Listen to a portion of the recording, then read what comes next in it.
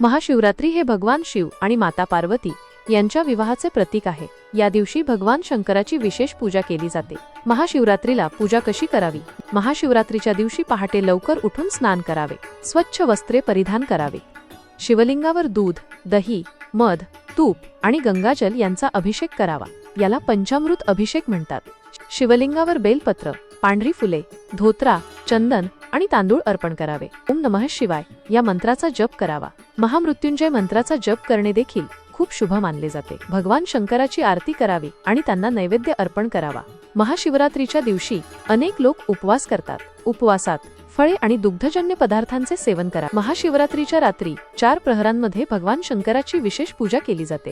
प्रत्येक प्रहरात शिवलिंगाचा अभिषेक आणि पूजा करावी। महाशिवरात्रीच्या रात्री जागरण करून भगवान शंकराच्या भजनांचे आणि कीर्तनांचे आयोजन करावे।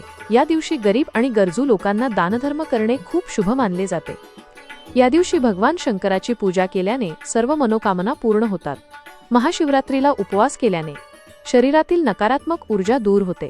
या दिवशी भगवान शंकराचा आशीर्वाद मिळवण्यासाठी रात्री जागरण केले जाते। शिवलिंगावर तुळशीची पाने अर्पण करू नयेत। शिवलिंगाला पूर्ण प्रदक्षिणा घालू नये। महाशिवरात्रीच्या दिवशी शांत आणि प्रसन्न राहावे।